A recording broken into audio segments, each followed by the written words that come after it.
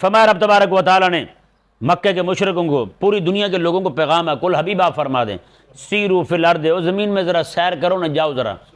اس سیر سے مراد کئی مولوی جو ہے نا جہل کے بچے یہ ٹرپ لیتے ہیں، جو ہمارے لڑکے جاتے ہیں نا، جا کے پیسے لے گئے وہاں جا کے ٹرپ پہ، لڑکیاں بھی ساتھ ہیں کالج یونیورسٹی کی، وہاں پہ جناب سیریں بھی کی، بدکاریاں بھی کی، منہ کالے بھی کیے، شرابیں بھی پی، جی واپس آ گئے، کہتے جی رب تعالیٰ نے قرآن میں فرمایا سیر کرو۔ میں نے کہا یہ سیر نہیں ہے،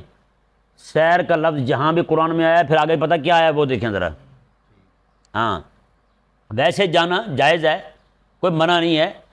ہاں لیکن یہ کام جو یہ کر رہے ہیں آج کل یہ حرام ہے۔ ہاں جی لڑکا کسی کا کسی کی بیٹی لے کے جا رہا ہے، یہ جائز ہے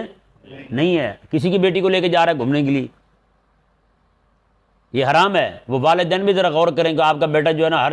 5ویں 4تھے مہینے ٹرپ پہ جا رہا ہوتا ہے، 12-15 ہزار روپے ایک دم سے نکال کے آپ اسے دے دیتے ہیں، جاؤ بیٹا جاؤ آپ،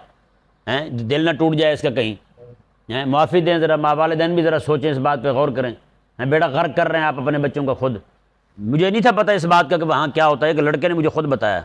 یونیورسٹی کا لڑکا تھا، اس نے مجھے بتایا، اس نے کہا جی وہاں جاتے ہیں بدکاریاں کرتے ہیں، یہاں سے لڑکیاں بھی اپنی لے جاتے ہیں کالج کی یونیورسٹی کی، اکٹھے جا کے وہاں جا کے منہ کالا کرتے ہیں۔ رب سمجھ دے ہمیں یار، وہ باپ مر کیوں نہیں جاتا جو اپنی نوجوان بیٹی کو ایسے بھیج رہا ہے لڑکوں کے ساتھ؟ کتنا بڑا بےغیرت باپ ہے یار جو بیٹی کو بھیج رہا ہے ایسے، اور خود بیٹھ کے مسجد میں تسبیحیں پھیرے، بیٹی جو ہے نوجوان وہ جناب ٹرپ پہ گئی ہوئی ہو، لعنت تو یار ایسے باپ پر بھی۔ ویسے دیوس ہونے کا بھی کوئی حد ہوتی یار،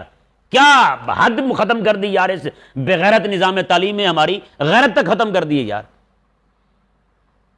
نعوذ باللہ من ذالک۔ تو رب تبارک و تعالیٰ نے فرمایا جی دیکھیں جہاں بھی سیر کا لفظ قرآن میں آیا نا وہاں آگے یہ بات آئی ہے، یہ دیکھیں کل حبیب فرما دیں سیرو فی الارض، زمین میں سیر کرو، ثم انظروا کیف کان عاقبۃ المکذبین، پھر ذرا جا کے دیکھو سیر کرتے ہوئے ان کا انجام کیا ہوا جو ہمارے رسولوں کو جھوٹا کہتے تھے، ان کا انجام دیکھیں۔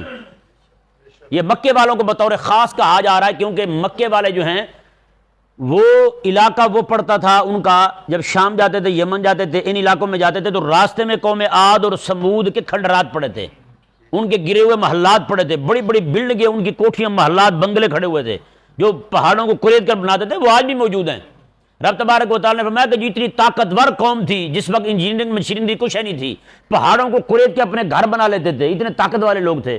تو فرمایا جا کے ذرا ان کو تو دیکھو، تم تو جھونپڑیوں میں رہنے والے لوگ ہو، تم سے زیادہ طاقت والے تھے، انہوں نے ہمارے نبیوں کو جھوٹا کہا، ہم نے ان کے ساتھ کیا کیا ہے، ذرا جا کے دیکھاؤ تمہاری طبیعت ٹھیک ہو،